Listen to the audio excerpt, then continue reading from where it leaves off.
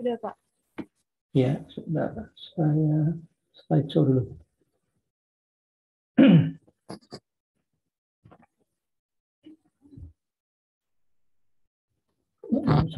Sebentar ya.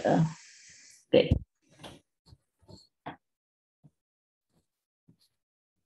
Oke, tadi bab 6 adalah implementasi dan operasional dari SMKI ya. Jadi implementasi dan operasional SMKI itu adalah merepresentasikan proses do di dalam siklus PDCA, plan, do, check, act ya, sesuai dengan persyaratan ISO atau IEC 27001, pasalnya pasal 4, khususnya pasal 4.2.2. Nanti di slide berikutnya disisipkan materi tambahan terkait dengan klausul 4.2.2 ini ya.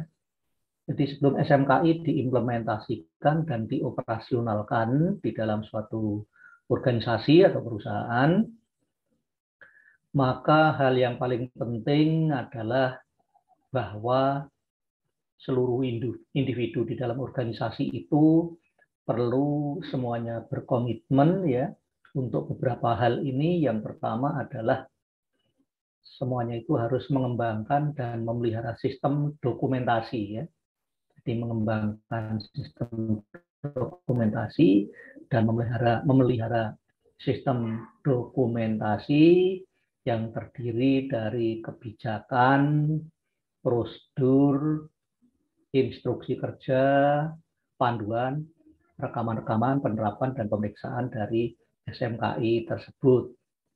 Lalu yang kedua adalah mendefinisikan metodologi penilaian risiko.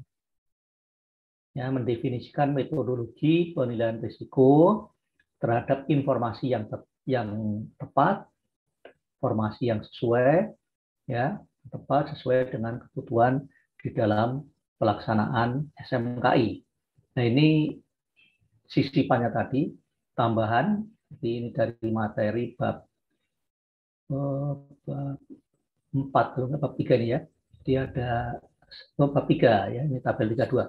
Jadi ini hubungan klausul ISO dengan siklus PDCA. Jadi plan, do tadi do ya, di 422 dan 52. Itu terkait dengan implementasi dan operasional SMKI. Gitu ya. Oke. Oke, lalu yang ketiga adalah menerapkan kebijakan SMKI yang terkandung di dalam manualnya ya secara efektif dan menjamin bahwa tindakan-tindakan yang dapat mempengaruhi terhadap keamanan sistem informasi itu dilaksanakan sesuai dengan kebijakan dan prosedur yang telah ditetapkan ya.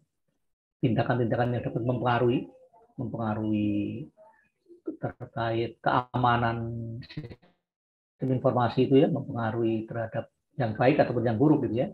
Itu harus sesuai dengan kebijakan dan prosedur yang telah ditetapkan.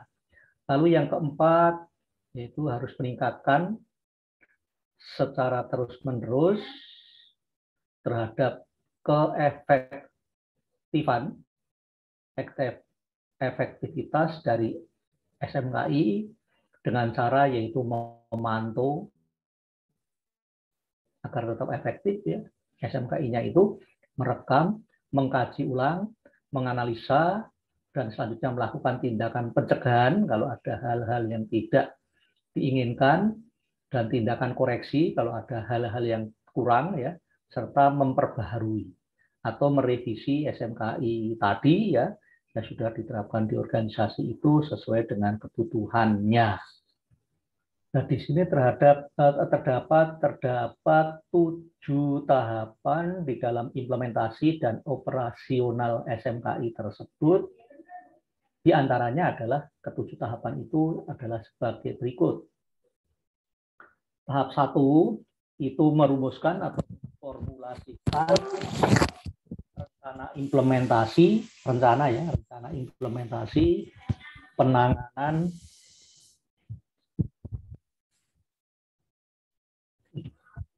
satu adalah memformulasikan rencana implementasi penanganan risiko ya untuk mendapatkan kontrol keamanan yang pas ya, yang tepat di dalam SMKI.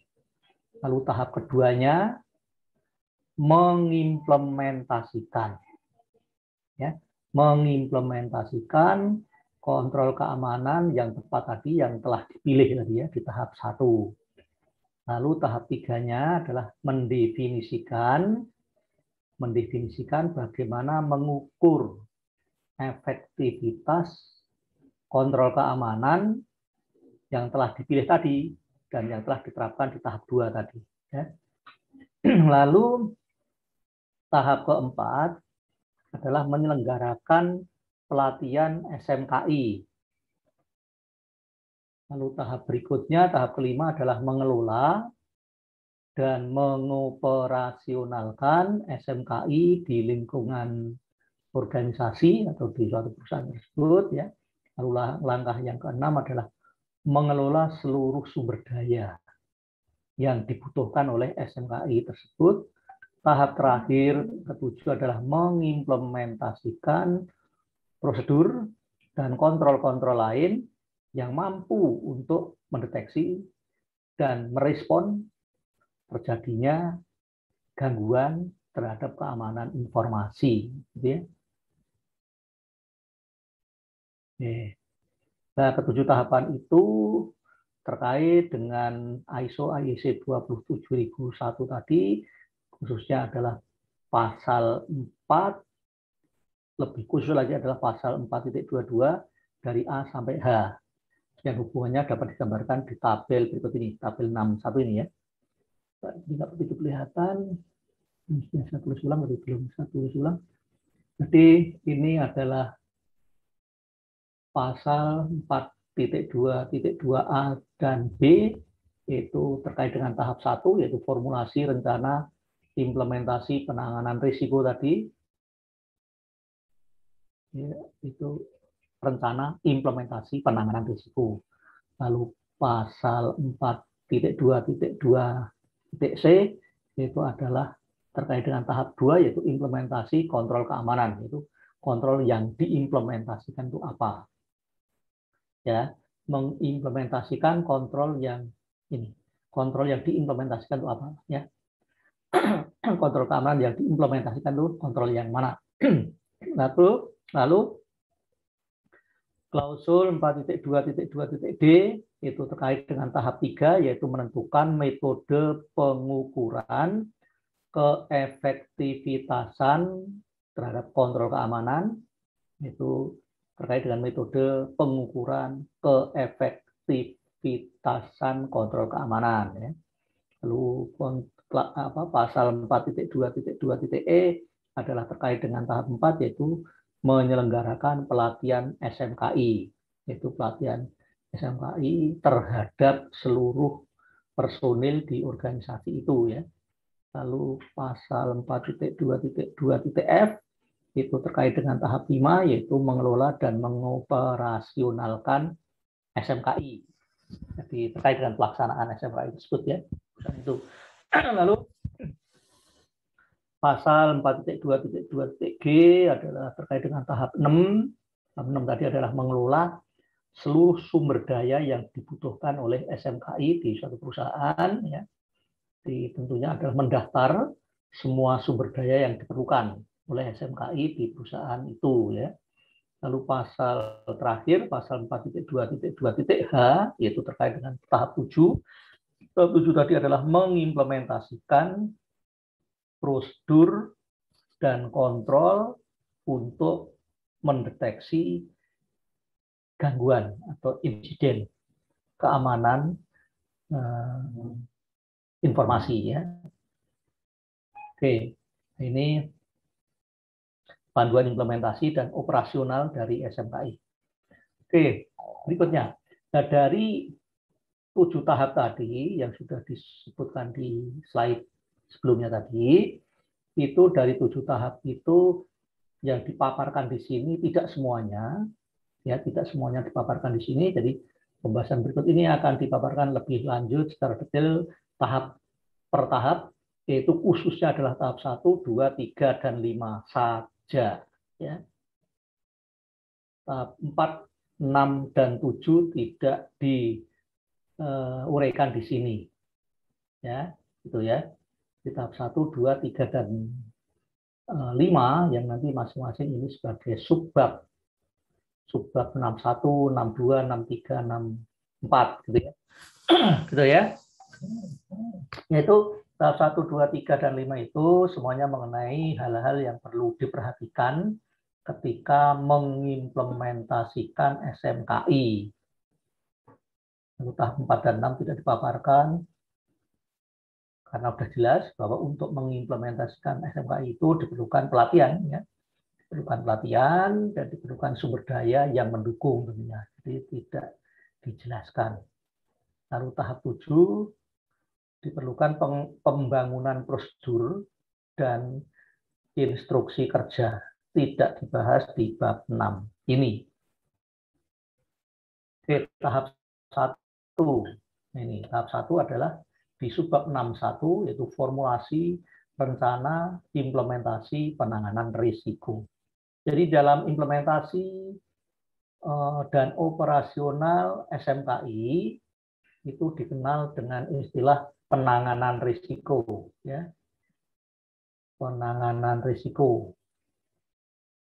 Jadi, kalau ada risiko terhadap keamanan informasi, bagaimana menanganinya, ya, bagaimana penanganannya. Jadi penanganan risiko dilakukan dengan bagaimana? Dilakukan dengan terlebih dahulu memahami seberapa penting atau seberapa rahasianya informasi yang mengalami risiko itu, ya. Ya, jadi memahami seberapa penting dan seberapa rahasianya informasi yang dimiliki oleh organisasi itu. Jika informasi itu diganggu, terjadi gangguan, entah itu hilang, entah itu diambil atau dimanfaatkan oleh pihak lain. Ya. Nah, dengan memahami pentingnya informasi ataupun kerahasiaan informasi yang dimiliki oleh organisasi itu, maka organisasi itu bisa melakukan beberapa hal yang sesuai.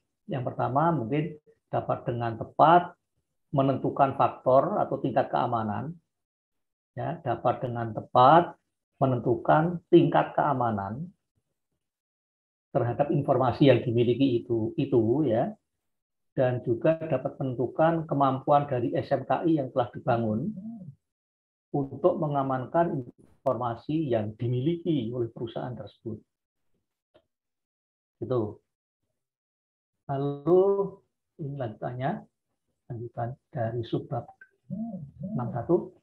Jadi pada dasarnya rencana implementasi penanganan risiko itu disusun dengan mengacu pada hasil rencana SMKI, ya, hasil penerapan dari rencana SMKI yang sudah dibahas di bab 5. Nah, apa rencana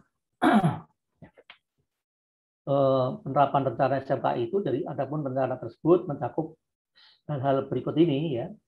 Adapun rencana itu mencakup beberapa hal berikut ini. Yang pertama adalah mendefinisikan metode untuk menilai risiko di SMKI-nya itu, ya, kan baru direncanakan. Jadi mengacu hasil penerapan terhadap apa? Rencana dari SMKI.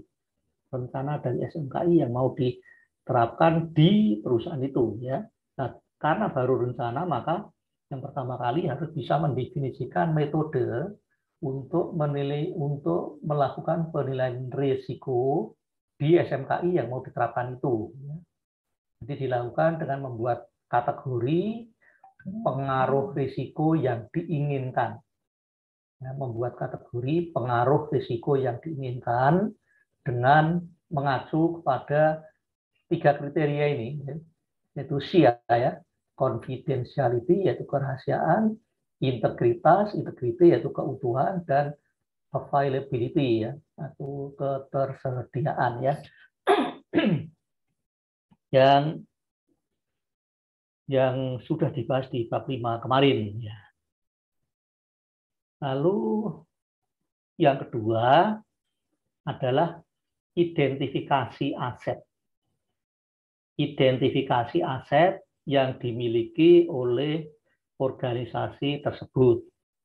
Jadi tahap pertama yang perlu dilakukan adalah membuat tabel mengenai penilaian risiko, ya, penilaian risiko terhadap informasi yang dimiliki oleh organisasi. Ya.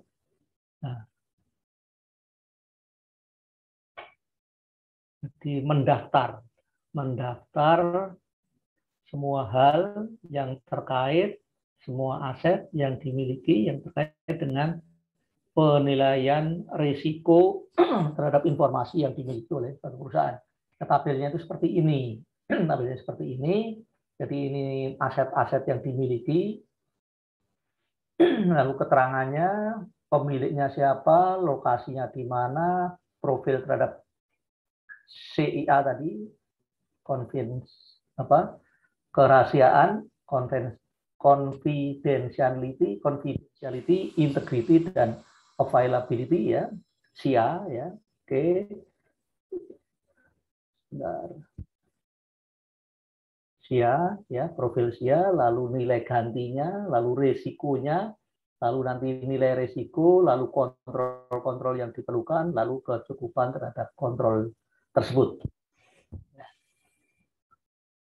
Nah, ini di daftar semua aset yang dimiliki oleh organisasi itu didaftar di tabel ini. Nah, ini sebagai contoh aset yang dimiliki misalkan terkait informasi ya, yaitu data transaksi, lalu data pelanggan, lalu data pendapatan ya. Lalu misalkan ini peraturan-peraturan yaitu kebijakan strategi perusahaan kan ya. Oke. Seperti itu, lalu nanti di tahap berikutnya diisi ini. Diisi ya. Oke. Yang ketiga adalah mengidentifikasi risiko. Mengidentifikasi risiko ya. Jadi terhadap aset yang dimiliki itu diidentifikasi risikonya. Identifikasi risikonya. Jadi dilakukan dengan mengidentifikasi nilai risiko dari seluruh informasi yang akan dilindungi keamanannya di organisasi tersebut ya, dengan menggunakan SMKI tadi sesuai kriteria yang telah dibuat di tahap 1. Sesuai dengan kriteria yang telah dibuat di tahap 1. Nah, hasil dari pengidentifikasian itu ya kemudian dimasukkan ke dalam kolom di tabel ini tadi, di kolom ini ya, kolom risiko ya, kolom risiko pada tabel penilaian risiko informasi tadi, tabel penilaian risiko informasi, atau masukkan hasil ke dalam kolom yang sama pada tabel 61T. Contoh pengisian hasil identifikasi nilai risiko itu dapat dilihat di tabel. Tabelnya sama, cuma dilanjutkan pengisiannya. Ya. Dari aset yang dimiliki, yang sudah diketahui pemiliknya, lalu lokasinya di mana sudah diketahui, lalu profil terhadap CIA tadi, kerahasiaan, integritas, dan ketersediaan, itu semuanya sudah diketahui juga, lalu nilai gantinya itu juga sudah ditentukan, lalu risikonya bagaimana, data transaksi itu risikonya seperti apa, di proses bisnis terhenti, risikonya kalau ini terganggu, data transaksi itu terganggu, proses bisnis bisa terhenti, kerugian finansial yang kerugian finansial yang dialami oleh perusahaan itu adalah sangat besar, gitu ya. Kalau kriterianya ini, jadi kerahasiaannya profilnya tinggi, integritasnya, ketersediaannya tinggi, keutuhannya, lalu ketersediaannya juga tinggi, ya. Maka risiko yang akan dihadapi oleh si perusahaan itu adalah ini. Proses bisnis di perusahaan itu bisa berhenti, lalu kerugian finansial yang dialami adalah sangat besar, gitu ya. Lalu demikian pula data pelanggan, di mana pemiliknya adalah manajer pemasaran tentunya ya. Lalu lokasinya misalnya di data center, lalu profil CIA tadi, kerahasiaan, ketersediaan, dan keutuhan dari informasi itu semuanya tinggi, lalu nilai gantinya tinggi juga, lalu risiko yang akan dialami oleh si perusahaan adalah ini, proses bisnis juga terhenti, kerugian finansial yang dialami oleh organisasi itu adalah cukup besar. Lalu data pendapatan, itu pemiliknya adalah manajer perencanaan, lalu datanya misalkan lokasinya di mana, data pendapatan itu, lalu terhadap ketersediaan, keutuhan, kerahasiaan, keutuhan dan kerahasiaan, keutuhan dan ketersediaan informasi itu seperti ini ya, tinggi, sedang, lalu nilai gantinya masuk kriteria sedang, lalu risiko yang dihadapi oleh organisasi ini, proses bisnis juga terganggu. Kalau yang di atasnya ini tidak hanya terganggu tapi berhenti, Jadi di atasnya terganggu, udah tidak terganggu lagi ya, jadi sudah sampai berhenti proses bisnisnya. Lalu yang keempat, misalkan kebijakan strategi perusahaan, misalkan rencana jangka menengah dan jangka panjang dari perusahaan itu ya. Ini yang pemilik datanya ini adalah general manajernya. Oke ya. Misalkan lokasinya ini, aset kebijakan strategi perusahaan itu tidak di tempat yang umum, tapi mungkin di komputer tertentu, mungkin komputernya si general manager sendiri, ya. Lalu terhadap profil terhadap kerahasiaan, ketersediaan, dan keutuhan informasi ini semuanya tinggi, maka nilai gantinya tinggi. Nah, risiko yang bisa dihadapi oleh perusahaan adalah ini. Oke, lalu yang berikutnya adalah menilai risiko. Ini tadi adalah risiko yang bisa dihadapi, ya. Mengidentifikasi risiko yang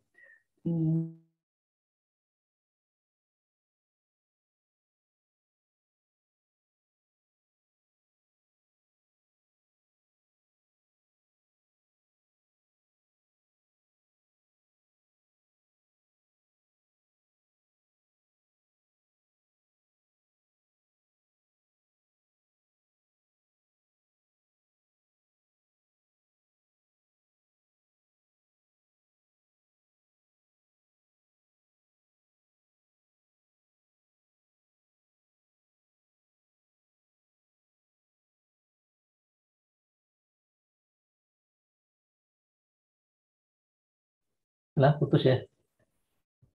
Putus koreksinya.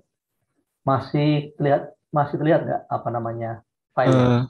Screen-nya mati, Pak. Oke, sebentar. Ya, Pak, sudah terlihat. saya oke ya. Jadi tadi sampai ini menilai risiko. Jadi kalau yang sebelumnya tadi adalah hanya mengidentifikasi risiko. Jadi risiko yang mungkin dihadapi oleh organisasi itu apa saja, ya, terhadap aset-aset yang dimiliki oleh organisasi itu, dan terhadap sesuai dengan kriteria atau profil dari kerahasiaan, ketersediaan, dan keutuhan dari informasi tadi, ya. Sekarang menilai risiko-risiko tersebut. Jadi dilakukan dengan menilai risiko itu dari seluruh informasi yang akan dilindungi keamanannya. Nah, lalu hasil penilaiannya tentunya dimasukkan ke kolom tadi, kolom ini, ke tabel tadi, yaitu nilai risiko. Nilai risiko di kolom selanjutnya ya. Nah, ini contohnya. Jadi nilai risikonya cuma low, medium atau high ya, rendah, sedang, tinggi, dan itu. Oke, ini ya. Jadi asetnya apa? Sama ini yang terpenting adalah profil dari kerahasiaan, keutuhan, integritas dan ketersediaan ya informasi. Sebentar. Jadi ini nilai resikonya. Nilai resikonya itu sama dengan nilai gantinya. Jadi kalau di profilnya itu mayoritas kalau high semua itu nilai gantinya tinggi, high ya. Kalau di sini ada yang medium itu berarti pokoknya kalau ini semuanya tinggi berarti nilai gantinya tinggi, tapi kalau tidak semuanya tinggi mengikuti di situ. Kalau di sini ada yang medium, di sini medium. Ini semuanya tinggi gitu ya. Nah, ini nilai risiko sama nilai ganti sama. Oke, itu saja. Identifikasi. Lalu yang kelima adalah mengidentifikasi kontrol yang diperlukan, kontrol yang cocok untuk diterapkan di organisasi itu sehingga informasi yang dimiliki atau aset yang dimiliki oleh organisasi itu menjadi aman, gitu ya. Jadi dilakukan dengan memasukkan kontrol yang cocok, yang sesuai untuk menangani risiko yang mungkin dihadapi oleh aset-aset yang dimiliki, aset yang terkait dengan informasi ya, jadi dengan masukkan kontrol yang sesuai untuk menangani risiko yang mungkin dihadapi oleh organisasi terhadap aset-aset yang terkait dengan informasi. Nah, di kolom paling di kanannya tadi ya, kolom kontrol ya. Jadi kontrol mana saja yang cocok untuk digunakan di situ ya. Lalu selanjutnya setelah mengidentifikasi kontrol-kontrol yang sesuai, lalu langkah terakhir adalah menilai apakah kontrol yang dipilih itu sudah cukup untuk menangani risiko yang mungkin dihadapi oleh perusahaan itu ya. Yaitu dengan mengisi di kolom kecukupan kontrol di kolom paling akhir ya ini. Ya. Ini sebagai contoh saja di sini kontrol-kontrol yang diperlukan, pasal sebetulnya ini pasal-pasal yang diperlukan ya. Ini yang diperlukan apa saja ya.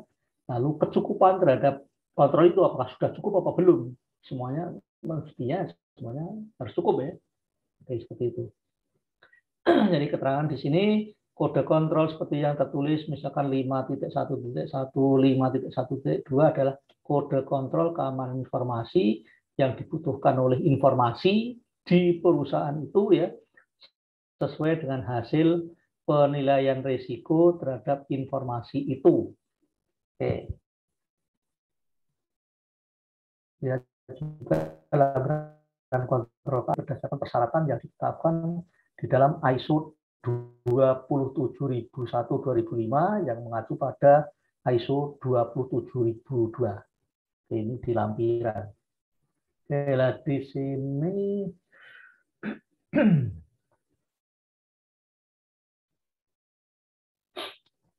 ini ya tabel-tabelnya, apa namanya tadi kontrol-kontrolnya tadi ya.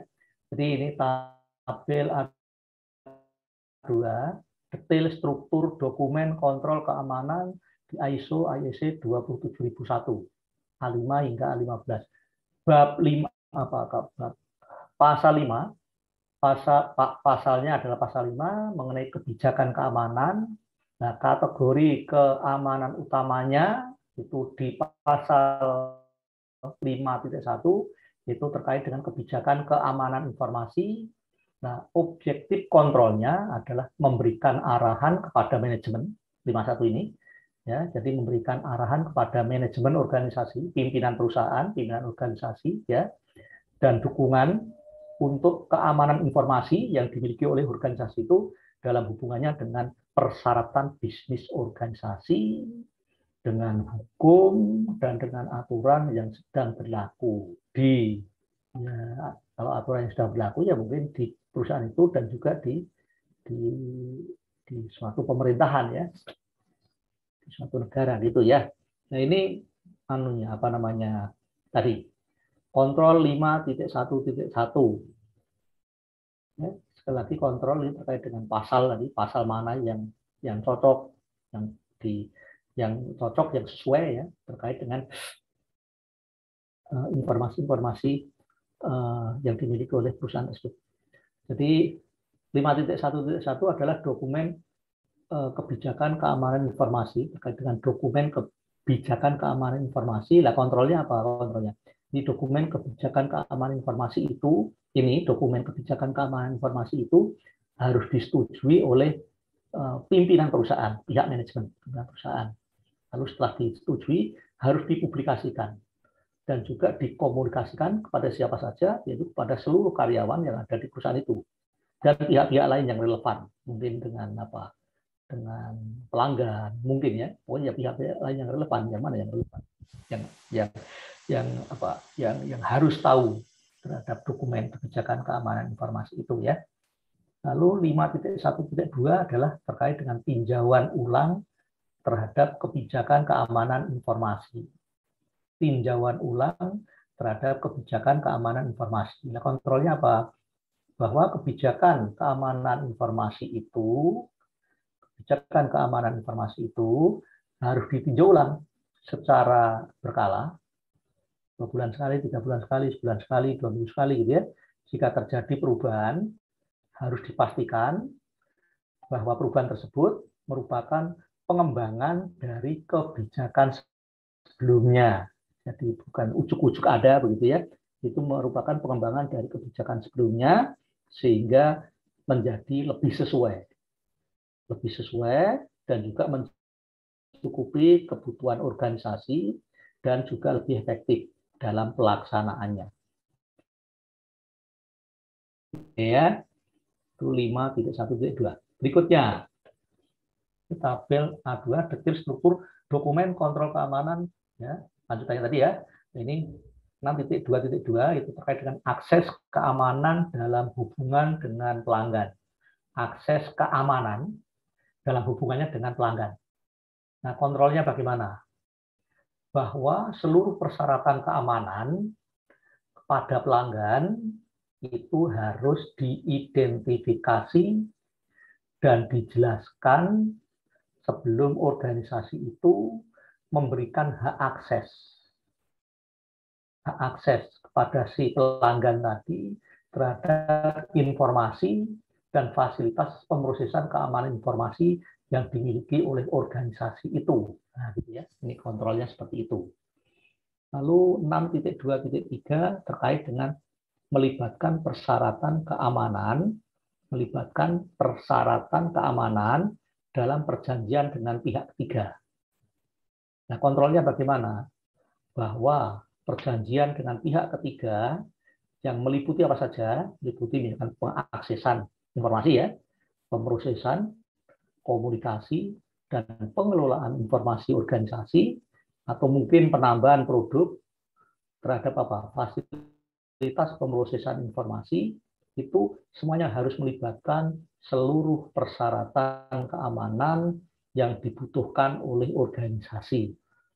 Gitu ya. Lalu pasal 7 itu terkait dengan manajemen aset. Manajemen aset khususnya di pasal 7.1 yaitu terkait dengan tanggung jawab terhadap aset ya. Jadi siapa yang bertanggung jawab terhadap aset itu? Nah, objektif kontrolnya apa? Yaitu untuk memenuhi perlindungan terhadap aset yang dimiliki organisasi itu ya, untuk memenuhi perlindungan dan memelihara ya, atau memenuhi perlindungan terhadap dan pemeliharaan ya terhadap aset yang dimiliki oleh organisasi. Nah, terkait pasal 7.1 itu lebih khusus lagi adalah pasal 7.1.1 itu adalah inventarisasi terhadap aset. Bagaimana menginventarisir aset. Ya. Nah, kontrolnya bagaimana? Bahwa seluruh aset yang dimiliki oleh organisasi itu harus diinventarisir ya, dan dipelihara. Jadi harus diinventarisasi, di data, ya, di data Jangan sampai ada yang terlewat dan semuanya itu harus dipelihara. Itu terkait dengan pasal 7.1.1. Selanjutnya 7.1.2, kepemilikan aset. Siapa yang memiliki, gitu kan?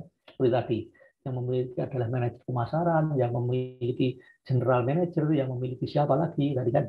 Nah, kontrolnya apa? Kepemilikan aset itu kontrolnya bagaimana? Bahwa seluruh informasi dan aset yang berhubungan dengan fasilitas pemrosesan informasi itu harus ditentukan kepemilikannya. Siapa pemiliknya sebenarnya? Jadi biar bertanggung jawab gitu ya. Ditentukan kepemilikannya sesuai dengan ketentuan organisasi tersebut. Lalu pasal 7.1.3 yaitu terkait dengan aturan penggunaan aset. Bagaimana menggunakan aset tersebut? Bagaimana aturannya? Kontrolnya bagaimana? Bahwa aturan-aturan penggunaan aset informasi, ya, terkait informasi, aturan-aturan penggunaan informasi yang berhubungan dengan fasilitas pemrosesan informasi itu harus diidentifikasi dan diimplementasikan. Aturannya itu terkait penggunaan informasi itu harus diimplementasikan, harus diterapkan ya, harus diterapkan dan diidentifikasi. Aturannya apa saja, aturannya apa saja, lalu itu diterapkan, begitu ya. Lalu berikutnya adalah kategori keamanan utama.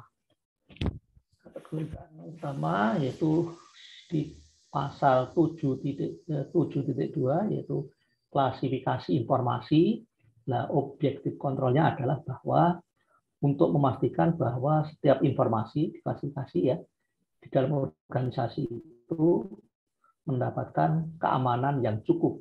Semua informasi yang ada atau yang dimiliki oleh organisasi semuanya itu mendapatkan keamanan yang cukup. Nah, terkait dengan klasifikasi informasi ada beberapa pasal yaitu 7.2.1 itu adalah aturan klasifikasinya. Dan bagaimana kontrolnya? Kontrolnya adalah seperti ini, bahwa informasi itu harus diklasifikasikan menurut apanya dalam mengklasifikasi informasi itu? Menurut nilainya, menurut kepentingannya, menurut tingkat kritikalnya ya terhadap organisasi tersebut. Itu aturan klasifikasi di pasal 7.2.1. Lalu di 7.2.2 itu terkait dengan penanganan dan pelabelan informasi. Penanganan dan pelabelan informasi. Kontrolnya bagaimana? Kontrolnya adalah bahwa suatu prosedur ya, suatu prosedur yang cukup memadai, prosedur cara yang cukup memadai itu harus dibuat. Untuk apa? Untuk melakukan pelabelan dan penanganan informasi, pelabelan informasi dan penanganan informasi sesuai dengan skema klasifikasi informasi yang telah ditentukan oleh organisasi tersebut. Gitu ya. Berikutnya pasal 8. Pasal 8 itu adalah terkait dengan keamanan sumber daya manusia. Oke. Nah, pasal 8 ada pasal-pasal, ada sejumlah pasal di dalamnya. Itu pasal 8.1 itu sebelum menjadi pegawai bagaimana? Bagaimana objektif kontrol terhadap pegawai baru atau calon pegawai, bagaimana mengontrolnya ya. Jadi untuk memastikan bahwa pegawai,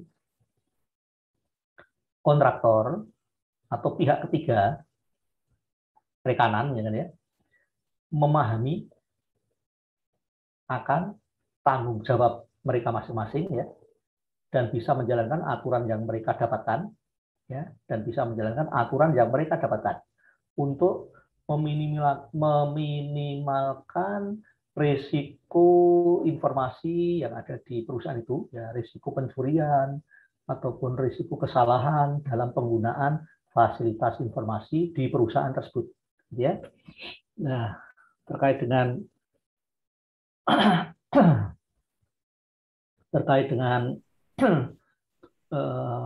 pasal 8 ini, itu pasal-pasal yang terkait adalah pasal 8.1.1 yaitu terkait dengan aturan dan tanggung jawab keamanan informasi. Aturan dan tanggung jawab keamanan informasi. Nah, kontrolnya bagaimana? Bahwa aturan-aturan dan tanggung jawab keamanan informasi dari pegawai, dari kontraktor, dan pihak ketiga itu harus didefinisikan. Harus didefinisikan, aturan-aturannya harus didefinisikan, harus dibuat. Ya, kalau dibuat secara tertulis. Lalu didokumentasikan, ya, ditulis, didokumentasi, tidak hanya di secara lisan, ya, harus didokumentasi sesuai dengan kebijakan keamanan informasi di organisasi tersebut. 8.1.1.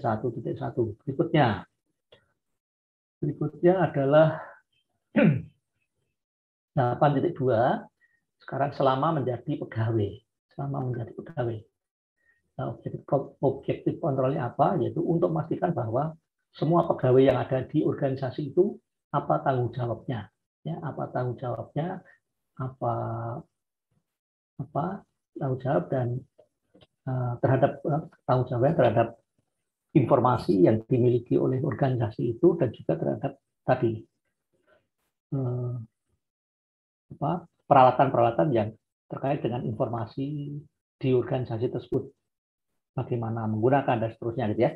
Jadi untuk memastikan bahwa pegawai, kontraktor, atau pihak ketiga memahami keamanan informasi yang telah ditetapkan oleh organisasi itu demi mengurangi terjadinya kesalahan kerja dan risiko yang dihadapi oleh organisasi itu. Jadi itu harus memahami keamanan informasi yang telah ditetapkan oleh organisasi itu, memahami, harus paham, ya, paham. Nah, terkait dengan pasal 8.2 ini, ya, pasal yang terkait adalah 8.2.1 sampai 8.2.3, ya. 8.2.1 adalah terkait dengan tanggung jawab manajemen. Bagaimana tanggung jawab dari manajemen organisasi di perusahaan itu, ya. Kontrolnya bagaimana? Jadi pihak manajemen harus mensyaratkan bahwa seluruh pegawai, seluruh kontraktor, atau seluruh pihak ketiga itu harus mengaplikasikan, menerapkan, ya, keamanan informasi yang sesuai, yang sudah ditentukan oleh organisasi itu, ya, yang sesuai dengan kebijakan dan prosedur keamanan informasi yang telah dibangun di organisasi itu. Nah, gitu ya. Itu tanggung jawabnya manajemen, pimpinan perusahaan, ya. Lalu 8.2.2 itu terkait dengan pendidikan dan pelatihan. Pendidikan dan pelatihan terkait keamanan informasi. Nah, kontrolnya bagaimana? Kontrolnya bagaimana terkait pendidikan dan pelatihan terkait keamanan informasi itu? Kontrolnya adalah bahwa seluruh pegawai di organisasi itu, seluruh kontraktor, dan pihak ketiga yang relevan, itu semuanya harus mendapat pelatihan yang cukup, ya, dan relevan sesuai dengan deskripsi kerja mereka masing-masing tentunya, ya, tentang apa? Tentang kepedulian terhadap keamanan informasi di organisasi itu, ya. Nah, hal itu dilakukan secara berkala, secara reguler, sesuai dengan perubahan kebijakan dan prosedur yang ada di organisasi itu. Lalu 8.2.3 terkait dengan proses kedisiplinan. Nah, kontrolnya bagaimana kontrolnya? Ini harus ada proses kedisiplinan secara formal. Ya, harus ada proses kedisiplinan secara formal.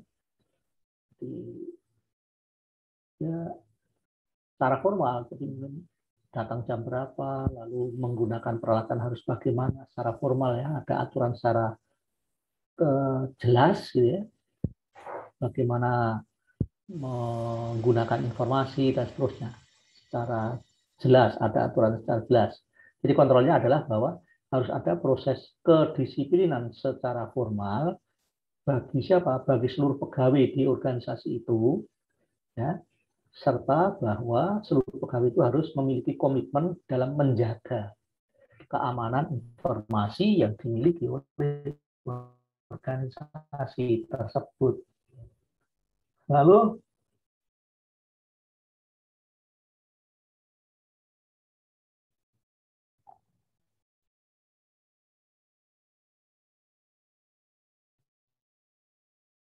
Oke, lalu 11 potong apa enggak ya? 10 ini kayaknya mungkin potong ya. Bisa cek lagi lah ya yang pasal 10. Oke, pasal 11, kontrol akses. Kontrol akses. Jadi pasal 11 ini yaitu ada 11.1 yaitu terkait dengan persyaratan bisnis untuk akses kontrol. Persyaratan bisnis untuk akses kontrol. Nah, objektif kontrolnya apa? Yaitu untuk mengkontrol akses informasi. Mengkontrol akses informasi. Nah, terkait dengan pasal 11.1 itu ada 11.1.1 yaitu kebijakan kontrol akses. Nah, kontrolnya bagaimana? Bahwa suatu kebijakan kontrol akses itu harus dibuat. Setelah dibuat, didokumentasi, ditulis, dan dikaji ulang ya, berdasarkan kebutuhan bisnis organisasi itu ya, dan berdasarkan keamanan di organisasi itu untuk bisa diakses. Lalu pasal 11.2 yaitu terkait dengan manajemen akses user. Manajemen akses user. Nah, objektif kontrolnya adalah bahwa untuk memastikan user, pengguna yang memiliki hak akses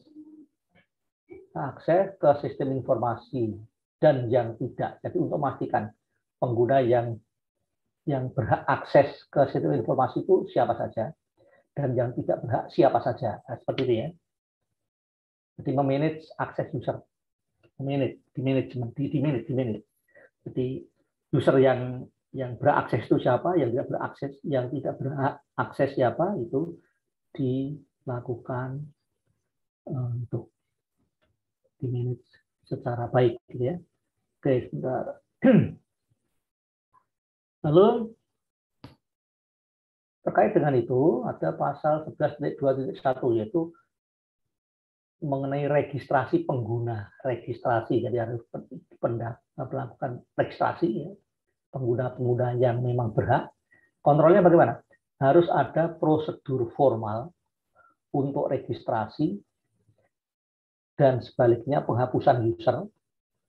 Untuk pemberian yang diregistrasi mestinya diberikan, lalu yang dihapus mestinya dicabut aksesnya ya.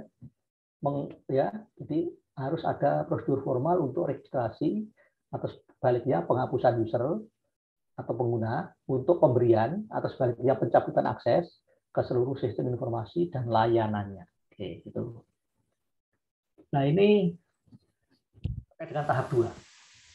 Itu implementasi kontrol keamanan. Jadi di sini menjelaskan mengenai panduan dalam menerapkan kontrol keamanan berdasarkan rencana implementasi penanganan risiko yang ditentukan sebelumnya. Nah, kontrol keamanan yang dipilih dapat dilihat pada kolom kontrol pada tabel penilaian risiko informasi. Nanti tabel bisa di kolom kontrol ya. Lalu kontrol keamanan itu merupakan implementasi dari sistem keamanan yang disusun di dalam SMKI di organisasi itu dengan tujuan untuk mestinya tujuannya menurunkan tingkat risiko yang harus diterima oleh organisasi itu kalau terjadi kegagalan keamanan informasi. Jadi kalau misalkan informasinya terjadi kegagalan keamanan, artinya mungkin bocor informasinya ya, dicuri dan seterusnya gitu, maka habis saya sambung dulu ke ini. Atas ini.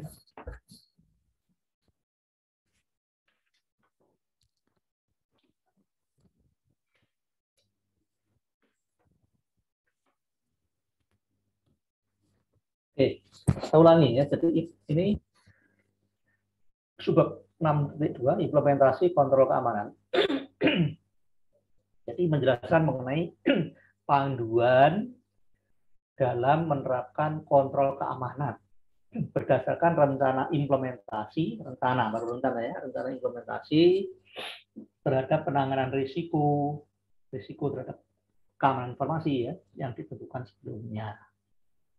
Oke. Nah, kontrol keamanan itu merupakan implementasi dari sistem keamanan yang dibuat, yang disusun di dalam SMKI yang diterapkan di organisasi itu dengan tujuannya adalah tentunya menurunkan tingkat risiko yang mungkin diterima oleh organisasi itu ya, jika memang terjadi kegagalan keamanan informasi, informasinya dicuri orang, bocor dan seterusnya ya, sampai pada level yang bisa diterima oleh organisasi itu. Apa yang bisa diterima? Tingkat risikonya. Ya, seperti itu ya. Nah, ini beberapa persyaratan yang harus diperhatikan oleh organisasi antara lain. Yang pertama, bahwa kontrol keamanan yang dipilih oleh organisasi itu harus benar-benar cocok, harus benar-benar sesuai dan memenuhi kebutuhan organisasi itu. Lalu kontrol keamanan yang dipilih merupakan hasil dari penilaian risiko yang dilakukan oleh organisasi itu terhadap aset terkait dengan informasi ya yang dimiliki oleh perusahaan tersebut, oleh organisasi tersebut. Lalu kontrol keamanan yang dipilih, selanjutnya diterapkan, itu harus diukur keefektivitasan dari kontrol keamanan yang diterapkan itu ya, untuk mengetahui apakah telah sesuai, ya, untuk mengetahui apakah telah sesuai dan dapat memenuhi objektif kontrol yang ditetapkan oleh perusahaan. Nah, ini panduan penerapan kontrol keamanan dengan mengacu pada ISO IEC 27002, antara lain dilakukan dengan melakukan hal-hal berikut ini. Yang pertama, menentukan pasal tentang kontrol keamanan, ya. Menentukan pasal kontrol keamanan yang dipilih untuk diterapkan di suatu organisasi. Lalu langkah yang kedua adalah menentukan kategori kontrol keamanan yang akan diterapkan, ya. Menentukan kategori keamanan utama yang akan diterapkan. Nah, jadi sebuah pasal tentang kontrol keamanan itu memiliki lebih dari satu kategori keamanan utama. Nah, untuk itu organisasi harus benar-benar memahami apakah kategori utama yang dipilih, yang diterapkan itu, apakah semuanya, apakah hanya sebagian dari kategori-kategori utama yang ada, gitu ya. Lalu yang ketiga, menentukan atau membuat pernyataan objektif kontrol yang cocok untuk kebutuhan organisasi itu. Tentang apa? Tentang tujuan dan tentang apa yang ingin dicapai dengan menerapkan kontrol keamanan yang dipilih tadi. Lalu yang keempat adalah memilih kontrol keamanan yang mana ya, yang akan diterapkan. Ya. Memilih kontrol keamanan mana yang akan diterapkan. Di sebuah kategori kontrol utama dapat memiliki banyak kontrol keamanan, sehingga organisasi itu perlu menentukan kontrol keamanan yang cocok, ya. Yang cocok, yang mana yang cocok. Ini contoh panduan implementasi kontrol keamanan di tabel 66. Tabel 65 penyusunan panduan implementasi kontrol keamanan mengacu pada kontrol keamanan yang dipilih untuk diterapkan dengan objektif kontrolnya masing-masing. Tabel 65. Nah, ini tabel 65, contoh kontrol keamanan yang akan diterapkan. Nah, ini pasal keamanan yang dipilih untuk diterapkan, misalkan tentang security policy. Nah, lalu mana yang cocok? Kategori keamanan utama yang dipilih untuk diterapkan ini contoh saja ya. Jadi kategori keamanan utama dari klausul 5 ini mungkin ada beberapa. Nah, dipilih salah satu mana yang cocok. Apakah semua? Apakah salah satu? Gitu ya. kategori keamanan utama yang dipilih untuk diterapkan. Misalkan kategori keamanan utama yang ini, itu yang di pasal 5.1 yaitu mengenai information security policy. Lalu ini objektif kontrol yang dipilih di klausul keamanan yang dipilih. Lalu kategori keamanan utama yang dipilih, selanjutnya objektif kontrol yang dipilih untuk diterapkan. Ini juga pilih semuanya tersebagian karena ada beberapa objektif kontrol, maka dipilih mana yang cocok. Misalkan memilih ini 5.1.1 tentang information security policy dokumen kebijakan keamanan informasi misalkan.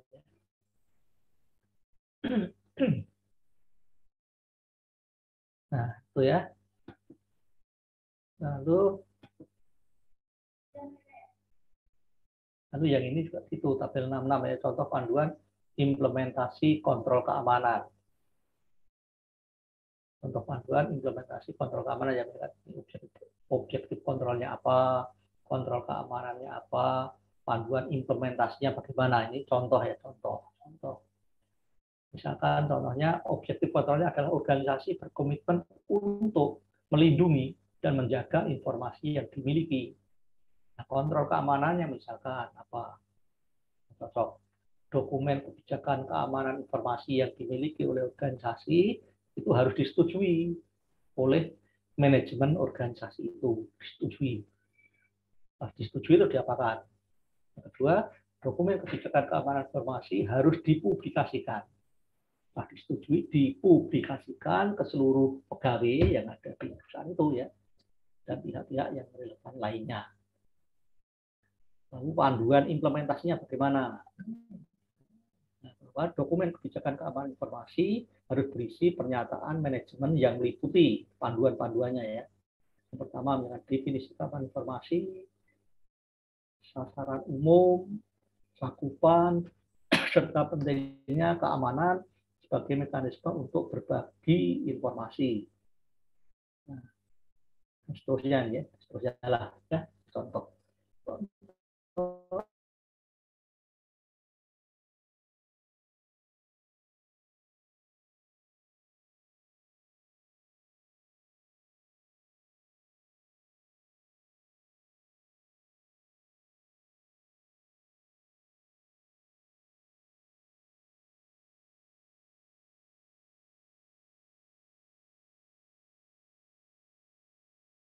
Kegiatan-kegiatan berikut ini. Yang pertama, itu menentukan subjek yang akan diukur. Siapa yang akan diukur itu siapa? Itu mencakup objektif kontrol dan kontrol keamanannya.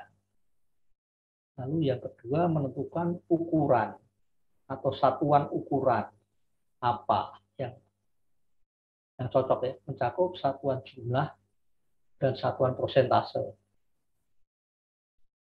Lalu yang ketiga adalah menentukan ciri atau kriteria atau kategori keefektivitasan. Di klausul ini, klausul sekian, kan efektif, kriterianya apa? Dibilang efektif itu kriterianya apa? Oke. Lalu subbab 6.4 itu terkait dengan tahap 5 ya. Tahap 5 di tadi. Tahap 5 itu terkait dengan mengelola dan mengoperasionalkan SMKI. Di langkah-langkah dalam tahapan mengelola dan mengoperasionalkan SMKI adalah melaksanakan proses PDCA tadi, Plan Do Check Act ya. Secara umum hal yang penting yang harus dilakukan dalam tahapan ini mencakup hal-hal berikut ini. Yang pertama, menjalankan berdasarkan kontrol yang telah dipilih, menjalankan. Lalu yang kedua, selalu memelihara daftar ancaman. Jadi daftar ancamannya itu apa saja toh, harus tahu daftar-daftar ancaman yang mungkin timbul dan kelemahan-kelemahan yang dimiliki ya, terhadap apa sistem teknologi informasi yang dimiliki oleh perusahaan itu ya, untuk mengupdate kesesuaian terhadap pengelolaan risiko SMKI di ancaman-ancaman yang mungkin dihadapi apa saja, dan kelemahan dari sistem informasinya itu apa, gitu ya. Jadi berdasarkan itu nanti kita bisa mengupdate SMKI yang diterapkan di perusahaan itu sesuai dengan itu pengelolaan risiko dari SMKI tersebut. Lalu langkah yang ketiga adalah mengoperasikan SMKI dengan menerapkan proses bisnis, ya, menerapkan proses bisnis, menerapkan prosedur dan instruksi kerja yang telah dibangun.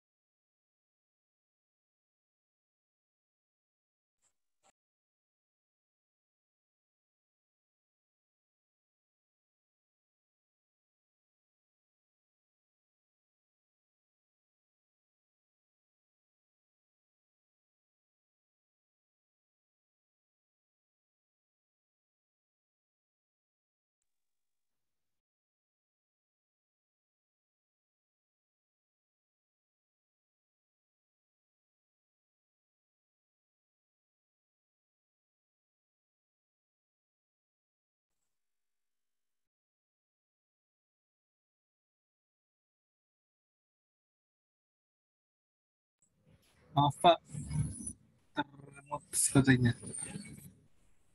Suaranya tidak terdengar. Sepertinya termut.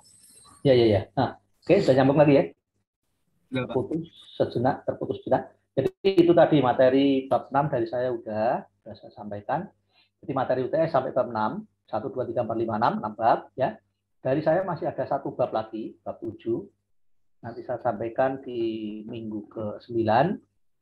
Lalu setelah itu Anda yang gantian presentasi. Jadi ada 7 materi, berarti ada 7 kelompok. Apakah tiap minggu, seminggu sekali, apakah seminggu 2 kali juga boleh sih. Nanti materinya langsung saya kirim ke WA Group, materi kelompok 1 sampai kelompok 7. Itu materinya dalam file PDF, ya, materinya dalam file PDF, di JPEG lah, lebih tepatnya JPEG. Jadi dari buku saya scan, lalu saya masukkan ke Word, baru saya bikin file PDF. Jadi kalau di copy tulisannya kayaknya nggak bisa, ya, karena bukan tulisan, berbentuk dari gambar ya.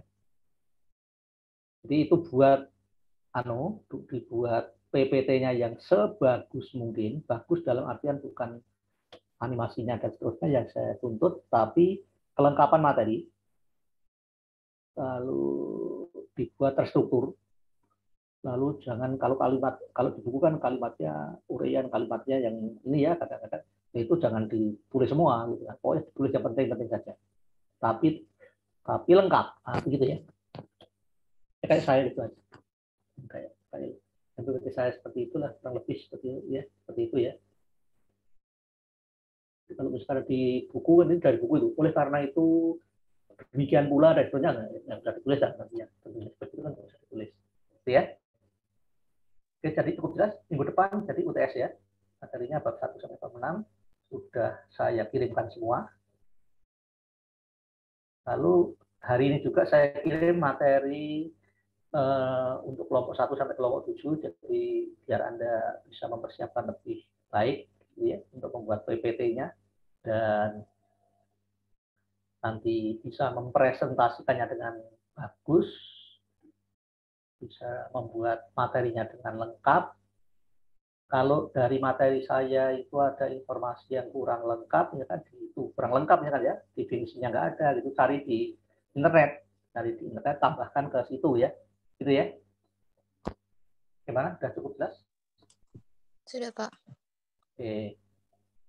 Ini yang datang 14. Saya lupa ya, apa namanya, serta kita itu berapa? Saya belum cek di Siakat. Lupa saya mau cek di Siakat. Sekarang materi MKA kelompoknya sudah dibikin apa belum? Saya lupa ya. Sudah ya? Sudah dibuat, Pak. Ya, oh iya, 7 kelompok presentasi MKI 115 ya. Itu. Kelompok 1 3 orang, kelompok 2 3 orang, kelompok 3 3 orang, kelompok 4 3 orang, 5 2 orang, kelompok 6 3 orang, kelompok 7 2 mahasiswa ya. Oke. Semuanya berarti 3 3 3 3 3 kali 5 15 tambah 4 19 ya. Semuanya 19 mahasiswa. 20, Pak. Nah, kalau 20 ini coba ini saya ini dulu. Share nih. Siapa yang belum masuk sebenarnya? Ini catatan yang kemarin. Yang kelompok 5 nambah valen, Pak. 7 kelompok. Oh iya, keterangan. Kelompok berapa? 5. Kelompok 5. Iya, valen. Tambah valen. Ini kan nama ini ya, nama panggilan ya, nanti begini di PPT di halaman pertama ditulis anggota kelompoknya. Jadi judul terus anggota kelompoknya siapa, nama lengkap ya. Karena nanti saya kalau mau masukkan nilainya kan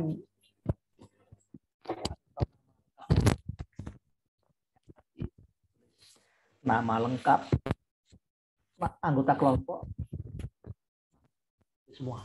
Itu ya. Nanti dikirimin yang lengkapnya deh, Pak. Sama urutan majunya itu belum diacak Oh, soalnya. Oke. Boleh. Iya, Ya. Pak. Oke, mungkin materinya saya kirim sekarang aja atau mungkin nanti sore boleh lah aja. Saya mau pergi dulu. Cukup mungkin ya? Iya, Pak. Pertemuan pagi ini cukup saya rasa ya. Kalau itu saya akhiri pertemuan kita pagi ini. Selamat pagi dan wassalamualaikum warahmatullahi wabarakatuh. Waalaikumsalam warahmatullahi wabarakatuh. Ya, Kasih, saya Pak. ya. Ya, sama-sama.